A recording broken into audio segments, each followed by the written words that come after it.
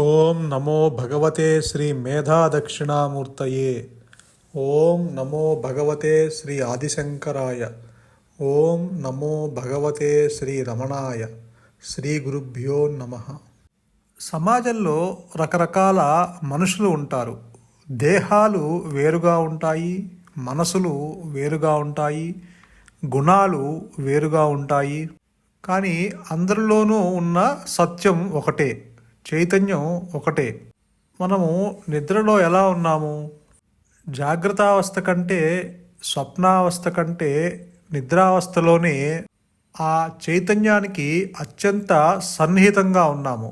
ఒక పలచటి బట్టే తేడా, ఆ పలచటి తెర అడ్డుగా ఉంది.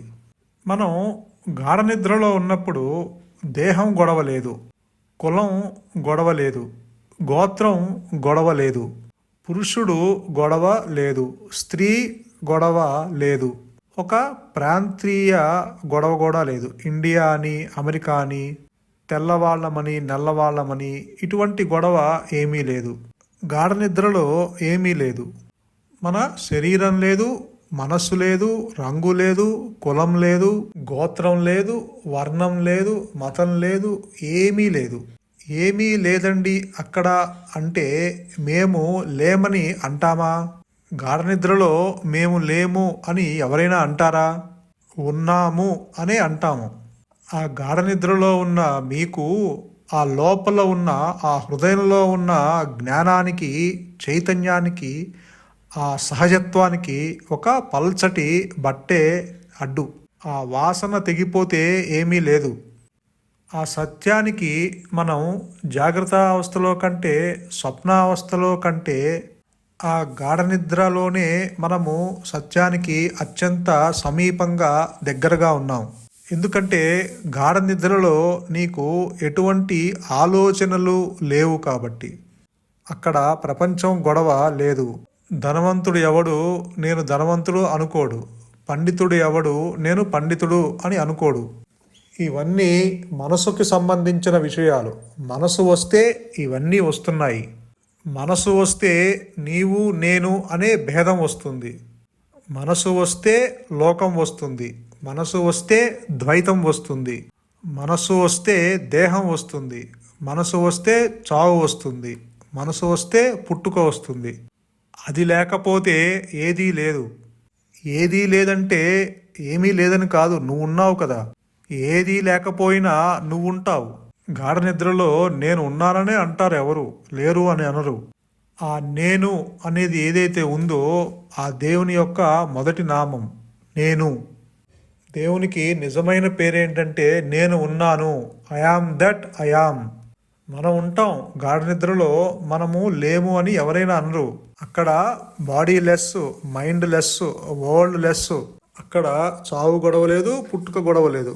కానీ ఏమిటంటే అక్కడ ఉన్నాము అని మనకి తెలియటం లేదు గాఢ నిద్రలో. ఆ గాఢ నిద్రలోనే నేను ఉన్నాను, నేను ఉన్నాను అని అంటున్నాం, కానీ ఆ ఉన్నానన్న విషయం తెలియటం లేదు. అక్కడ ఉన్నాం కానీ ఉన్నానని తెలియటం లేదు. కాబట్టి అక్కడ నేను ఉన్నాను అని తెలియటం జరిగింది అనుకోండి, అప్పుడు మనకు పరమాత్మ అనుభవం కలుగుతుంది. పరమాత్మ యొక్క స్వరూపం పొందుతాం. ఆ గాఢ నిద్రలో మనకు ఉన్నామని తెలుస్తుంది, కానీ ఆ ఉన్నాము అన్న ఎరుక లేదు. ఆ అనుగ్రహంతో ఎరుక కూడా వచ్చింది అనుకోండి, ఎటు చూసినా ఆనందమే, ఎటు చూసినా శాంతే, ఎటు చూసినా సుఖమే. అందుకే భగవాన్ రమణులు అంటున్నారు, ఆ గాఢ నిద్రలో ఉన్న ఆ సహజ స్థితిని జాగ్రత్త అవస్థలోకి తీసుకురా అంటున్నారు. అంటే నువ్వు గాఢ నిద్రలో ఆలోచనలు లేని స్థితిలో ఉన్నావు కాబట్టి అటువంటి ఆలోచనలు లేని స్థితిని జాగ్రత్త అవస్థలో తీసుకురా. గాఢ నిద్రలో ఆ నేను ఉంటుంది, అంటే అహంకారము ఉంటుంది, కానీ అక్కడ ఆలోచనలు వృత్తిరాహిత్యమై ఉన్నాయి. ఆ గాఢ నిద్రలో ఆలోచనలు లేవు కాబట్టి అక్కడ దేన్ని గుర్తించటానికి అవకాశం లేదు. ఆ స్థితిని జాగృతావస్థలో ఏ నేనైతే గాఢ నిద్రలో ఉందో ఆ నేనుతో నువ్వు దేన్ని గుర్తించకుండా ఉంటే ఆ నేను తన్ను తాను గుర్తించుకుంటుంది, తన్ను తాను తెలుసుకుంటుంది. ఆలోచనలు లేని మనస్సే ఆత్మ కాబట్టి ఎప్పుడైతే నీవు దేనిని గుర్తించకుండా ఉన్నప్పుడు ఆ నేను తన్ను తాను గుర్తిస్తుంది, తన్ను తాను తెలుసుకుంటుంది. అంటే అక్కడ ఆ కాన్షియస్నెస్సే ఉంటుంది. ఎందుకంటే ఆలోచనలు లేని మనస్సు ఆత్మ అంటున్నారు గురువుగారు కాబట్టి. ఎప్పుడైతే నీవు ఆలోచన లేని స్థితిలో ఉంటే అక్కడ ఆ ఆత్మ యొక్క అనుగ్రహంతో ఆ జ్ఞాన వృత్తి చేరి ఈ అజ్ఞాన వృత్తిని తొలగించినప్పుడు అక్కడ ఎరుకతో కూడి ఉన్న ఆ జ్ఞానము తనకు తానుగా ప్రకటించుకున్న స్థితి ఏర్పడుతుంది. నీ స్వరూపంగా ప్రకటించుకున్న స్థితి ఏర్పడుతుంది. అంటే ఈ అహం స్ఫురణకి ఈ అహం దేహానికి మధ్య ఆ పలచటి ఆ తెర అడ్డుగా ఉంటుంది, ఆ పలచటి బట్ట అడ్డుగా ఉంటుంది. నేను జ్ఞానానికి ఈ నేను దేహానికి మధ్య పలచటి ఆ బట్ట తేడాగా ఉంటుంది, చాలా స్వల్పంగా ఉంటుంది. ఈ నేను జ్ఞానము ఎరుకతో కూడి ఉంటుంది. ఈ నేను దేహము అంటే ఈ ఆలోచన రావటానికి ఈ ఎరుక ఆధారంగా ఉంటుంది. ఎప్పుడైతే ఈ నేను అన్న దేహం ఏదైతే ఉందో అది ఆలోచనలు లేకుండా ఉన్నప్పుడు అక్కడ నేను అన్న జ్ఞానము ఎరుకతో కూడి ఉంటుంది. ఎప్పుడైతే అనుగ్రహంతో ఆ మధ్య ఉన్న ఆ బట్ట అంటే ఆ పలచటి బట్ట, ఆ పలచటి తెర తొలగిపోయిందో అక్కడ నేను అన్న జ్ఞానము ఎరుకతో కూడి ఉన్న ఆ నేను అన్న జ్ఞానము నీ స్వరూపంగా ప్రకటించబడుతుంది. కాబట్టి ఉన్నదే జ్ఞానము, ఉన్నదే అహం స్ఫురణ, ఉన్నదే చైతన్యము, లేనిది అహంకారము. ఉన్నదే జ్ఞానము, కానీ అది తెలియబడేంత వరకు మనము ఈ దుఃఖంలో నుంచి విడుదల పొందలేము. ప్రతి జీవుణ్ణి ఈ దుఃఖం వెంటాడుతూనే ఉంటుంది. మహిమల వల్ల కానీ దర్శనాల వల్ల కానీ ఆత్మజ్ఞానం కలగదు. ఎప్పుడైతే అనుగ్రహం చేత తన స్వరూపము ప్రకటించబడ్డదో అప్పుడే నీకు శాంతి లభిస్తుంది. అప్పుడు మాత్రమే ఈ జన్మ పరంపర నుంచి విడుదల పొందుతాము. అంటే సత్యజ్ఞానము లేనివాడు దుఃఖత్రయంలో ఏదో వాడికి వాడే ఊహించుకొని బాధపడుతూ ఉంటాడు. ఆలోచనల ద్వారా వాడే ఊహించుకుంటాడు, వాడే బాధపడతాడు. మీ దుఃఖానికి కారణము కేవలము నీ ఆలోచనలు మాత్రమే. మీరు కనుక ఆ ఆలోచనల యొక్క స్వరూపము తెలుసుకుందాం అనుకున్నారనుకోండి, అది అక్కడ ఉండదు. ఈ ఆలోచనకి ఏదో ఒక విషయం కావాలి. ఆ విషయము ఆ గతంలో ఉన్న విషయాలు, మీరు బాధపడ్డ విషయాలు, లేకపోతే మీరు ఎవరితో అన్నా గొడవపడ్డ విషయాలు, అవి ఆ విషయాల్ని సేకరించి ఆలోచన రూపంలో ఒక ఇమాజినేషను మీ ముందు క్రియేట్ చేస్తుంది. అప్పుడు ఈ నేను, ఈ అహంకారము ఆ ఆలోచన పట్టుకొని దాని వెంట పరిగెడుతుంది. అంటే ఆ ఆలోచనని స్మరిస్తూ ఉంటుంది. ఎప్పుడైతే మీరు ఆలోచనలు స్మరిస్తారో, అది సపోజు దుఃఖానికి సంబంధించిన ఆలోచన అయితే మిమ్మల్ని వెంటనే దుఃఖానికి గురి చేస్తుంది. అదే ఆ సంతోషానికి సంబంధించిన ఆలోచన అయితే మిమ్మల్ని వెంటనే సంతోషానికి గురి చేస్తుంది.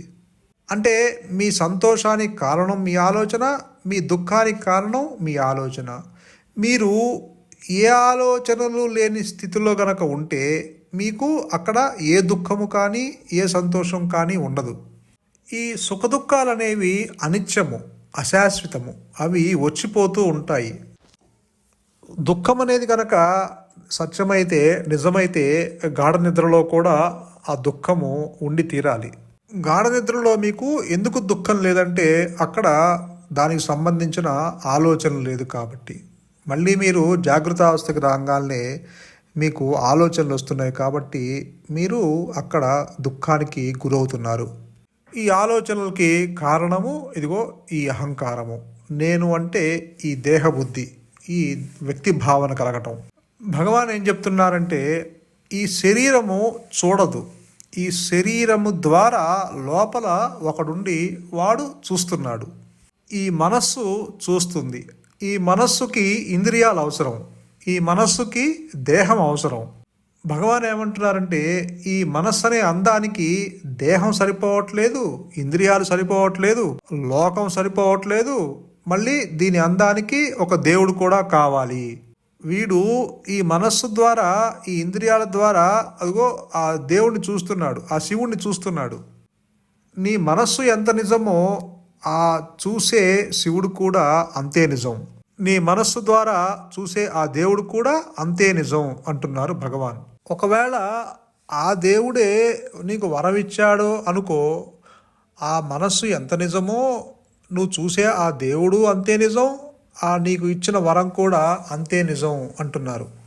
ఇవన్నీ సాపేక్షిక సత్యాలే కానీ పారమార్థిక సత్యాలు కావు.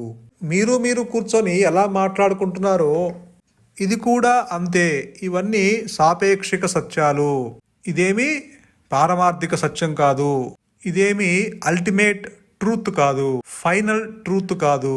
చూచేది ఎంత నిజమో, నీ మనస్సు ద్వారా చూచేది ఎంత నిజమో చూడబడే ఆ శివుడు కానీ దేవుడు కానీ అంతే నిజం. అంటే మనము ఉపాసన కోసం వెంకటేశ్వర స్వామి రూపమో లేకపోతే శివుడి రూపమో ఆరాధించవచ్చు. వెంకటేశ్వర స్వామి యొక్క నామాన్ని స్మరించుకోవచ్చు, శివుడి యొక్క నామాన్ని స్మరించుకోవచ్చు. అది భక్తి. శ్రీకృష్ణుడు కూడా అదే చెప్పాడు కదా, నన్ను గౌరవించవయ్యా అర్జున, నాకు నమస్కారం పెట్టు, నాకు పూజ చెయ్యి, నన్ను మర్యాద చెయ్యి, నాకు నమస్కరించు. ఎందుకు అంటున్నాడంటే ఇవన్నీ సపోర్ట్ కోసం. భగవాన్ ఏం చెప్తున్నాడంటే, నీకు శివుడు కనిపించిన మాట నిజమే, ఆ శివుణ్ణి ఎవరు చూశారు? నీ మనస్సు చూసింది. ఇంద్రియాల ద్వారా బయటికి వెళ్ళి నీ మనస్సు చూసింది.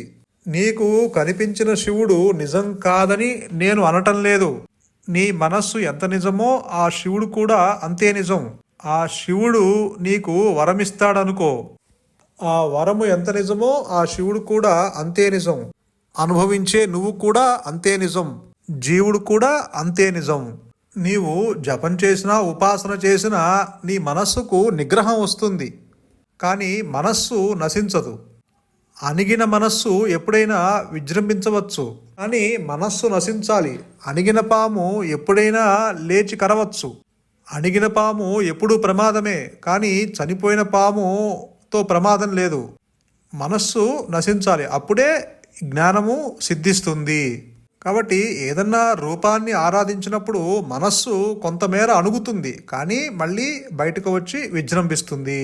మనస్సు చేత చూడబడే దృశ్యాల వైపు పరిగెడతం కాదు. అంటే మనస్సు ఎంత నిజమో మనస్సు చేత చూడబడే దేవుడు కూడా అంతే నిజం. దేవుడంటే నువ్వు చేసే పనికి ఫలితాన్ని ఇస్తాడు, వాడే దేవుడు. కాబట్టి ఆ మనస్సు అనే గడప దాటితే ఉన్నది జ్ఞానము, ఉన్నది బ్రహ్మము. అంతా బ్రహ్మమే, అంతా తానే. కాబట్టి మనోలయం కాదు, మనో నాశనం అవ్వాలి. ఆత్మజ్ఞానం కలగాలంటే మనస్సు నశించాలి అంటారు భగవాన్. మనస్సు నశించడం అంటే అక్కడ పూర్తిగా నశించడం అంటే మనస్సు లేని స్థితి, అంటే ఆలోచనలు లేని స్థితి, అన్యత్వము లేని స్థితి, ఎరుక లేక ఉనికితో కూడి ఉన్న స్థితి. జ్ఞానవృత్తి చేత తన్ను తాను తెలుసుకుంటూ నేనున్నాను అన్న ఏకైక స్థితి, అదే ఆత్మస్థితి, అదే నీ స్వరూపము, అదే నీ సహజ స్థితి. అంటే మనోనాశనము, మనస్సు లేని స్థితి ఏర్పడాలి అంటే కేవలము ఆ గురువు యొక్క అనుగ్రహం చేత, ఆ ఆత్మ యొక్క అనుగ్రహం చేత మాత్రమే అది సాధ్యపడుతుంది. కానీ ఈ మనస్సుతో, ఈ ఆలోచనలతో, ఈ అన్యత్వంతో నీవు, ఈ వ్యక్తి భావనతో, ఈ శవబుద్ధితో నీవు దాన్ని తెలుసుకోలేవు. ఎందుకంటే అది ఇంద్రియాలకి అతీతంగా ఉన్నది, నీ బుద్ధికి అతీతంగా ఉన్నది. నీ బుద్ధికి అందదు, నీ ఇంద్రియాలకు అందదు, నీ మనస్సుకి అందదు, నీ దేహానికి అందదు, నీ ఆలోచనలకి అందదు. అంటే ఒక వ్యక్తి భావన ఉంచుకొని నీ మనస్సుని నాశనం చేయలేవు. ఈ వ్యక్తి భావన పోవాలి అంటే కేవలము ఆత్మ అనుగ్రహంతోనే అక్కడ తనకు తానుగా ప్రకటించుకోవాలి. కానీ నీకు నువ్వుగా దాన్ని తెలుసుకోలేవు, పొందలేవు. అందుకే గురువు యొక్క అనుగ్రహము అత్యంత బలీయమైనది. ఏనుగు ఒక్క సింహానికి మాత్రమే లొంగుతుంది. అలాగే ఈ అహంకారము తగ్గించుకోవటానికి, ఈ వ్యక్తిభావం తగ్గించుకోవటానికి, ఈ దేహాభిమానం తగ్గించుకోవటానికి అంటే ఈ దేహబుద్ధిని మూలంతో సహా పెకిలించటానికి నీవు ఎన్ని ప్రయత్నములు చేసినా గురువు అనుగ్రహం లేకుండా, ఆత్మ అనుగ్రహం లేకుండా ఈ అహంభావం నశించదు. అంటే బ్రహ్మానుభవం పొందటానికి నీలో ఏ వాసనలు అడ్డుగా ఉన్నాయో, ఏ బలహీనతలు అడ్డుగా ఉన్నాయో, ఆటంకంగా ఉన్నాయో అన్నిటినీ ప్రవాహంలో బలమైన రాళ్ళు, దొంగలు కొట్టుకుపోతాయే.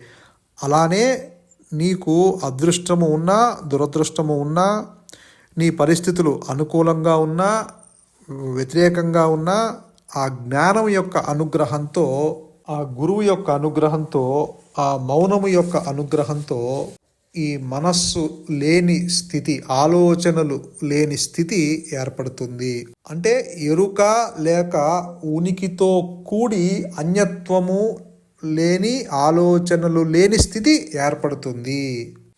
నీ స్వరూపంగా తన్ను తాను ప్రకటించుకుంటుంది. సంతోషం. మౌనమే నీ సహజత్వం. మౌనమే శరణ్యం. ధన్యోస్మి.